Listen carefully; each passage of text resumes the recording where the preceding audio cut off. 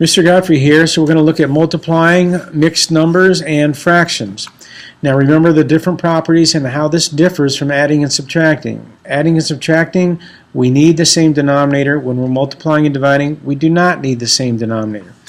Remember also, when we're adding and subtracting, we add the numerators but don't touch the denominator. When we're multiplying and dividing, we multiply the numerators and we multiply the denominators. So those are two things that are different between adding and subtracting and multiplying and dividing. Then you remember the pre-reducing. The pre-reducing, remember, we can only do when we're multiplying. So this is the one worksheet, the one operation where we can pre-reduce our fractions before multiplying. And if we pre-reduce and we pre-reduce everything all the way, when we get done, our final answer won't need to be reduced any further. But just as a precaution, you always want to check and make sure that that final answer can't be reduced any further. So let's go ahead and do a few examples. In number 1 here, we have a mixed number to begin with. So like we did when we were adding and subtracting, we need to change that, or we want to change that into its improper form. So we'll do that first. So 4 times 8 is 32, plus 7 is 39. So that's a positive 39 over 8 times the negative 7/5. Now that it's a multiplication problem and we're dealing with fractions, we can pre-reduce. However, with this particular problem, there aren't any common factors with my numerator numbers and my denominator numbers. Both 39 and 7 are prime, so there's nothing I can do with those. So I simply multiply the two fractions together. I'm multiplying a positive times a negative, so my answer is going to be negative. 39 times 7, that's 3 times 7 is 21, that's 210, and 7 times 9 is 63, so that's 273. And then 8 times 5 is 40, and because I couldn't pre-reduce, I'm not going to be able to reduce this number either, so my final answer is negative 273 over 40. And again, we just want to leave those as an improper fraction for this worksheet. Don't change it back into a mixed number, just go ahead and leave it. As long as it's reduced, it's correct for me. Okay, so let's look at let's go down to number 3. Looking at number 3, again, we have a mixed number that I want to turn into an improper fraction, so we'll do that first. So this is 9 times 1 plus 2, so that's going to be negative 11/9, and that's times 4/5. Okay, so again, I'm going to look to pre-reduce. Because we can't pre-reduce anything, we'll just go ahead and multiply numerator times numerator, that's negative 44. And denominator times denominator is 45. So because I could not pre-reduce, I'm not going to be able to reduce my answer either, so this would be my final answer.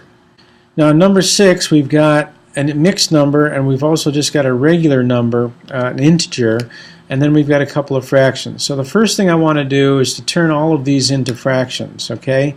So we're going to take this first mixed number and turn it into its improper fraction form. It is negative, so 2 times 7 is 14 plus 6 is 20 over 7. And then I have the 7, and we're going to put that over 1 just so we have another fraction. And then we have a negative 9 over 5. And then we have a positive 1/2. So I changed my mixed numbers into improper fractions and my integers into fractions with a denominator of 1. I then want to look to pre-reduce. So as I look across the board here, I notice I've got a 7 in my denominator and a 7 in my numerator. So both of those can divide by 7, leaving 1 and 1. Now remember, those aren't that dirty word, with that word I don't use. There are ones. A 7 gets reduced to a 1. They don't go away. I also see that I have a 2 down here, which is divisible by 20, or 20 is divisible by 2 as well. So the 2 I can divide by 2, leaving me 1, and the 20 I can divide by 2, leaving me 10. Now that I have that, I still look and I notice here I have a 5, and 5 goes into 10 as well.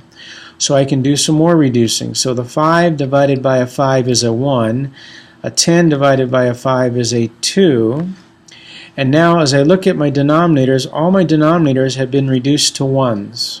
So there's no more reducing that I'm going to be able to do. So all I do now is multiply these fractions, multiplying all of the numerators together, all the ones that are left. So I have a 2 here, times 1 is 2, times 9 is 18, and then I have denominator 1, 1, 1, 1, so 1 times 1 times 1 times 1 is all of that is 18 over 1, which is just 18. And then I have to make sure I've got my negative and positive signs. So here's a negative times a positive times a negative times a positive. So is that going to be positive or negative? It's going to be positive, right, because a negative times a negative is positive, and then you're just multiplying by positive numbers, so this would be a positive 18. Another shortcut to that negative thing, negative positive thing, is if you have an even number of negative signs, the answer is going to be positive. And if you have an odd number of negative signs, the answer is going to be negative. Okay, so if I'm multiplying 20 negative numbers together, because there's 20 of them, 20 is even, I know I'm going to get a positive number. So you can kind of use that shortcut. All right, I'm going to do one more example. I'm going to look down here. Looks like number 8 might be fun. Let's go down and do number 8, and then we'll wrap this up. So looking at number 8, we have some mixed numbers, and so we want to turn those into their improper fraction form. So the first number I'm dealing with is improper, or is mixed, so we'll turn it into an improper fraction. So 1 times 5 is 5, plus 2 is 7, so the first one is going to be 7/5. The second one is 3 times 8 is 24, plus 1 is 25 over 8. Then I have the negative 2/5, and then I have the positive 1/6. I then want to look to pre-reduce anything that I can. So let's see, I've got a 5 here and this 25 that will reduce. So 5 divided by 5 is 1. The 25 divided by 5 is a 5. I have another 5 down here that will reduce with that. So this 5 divided by 5 is 1.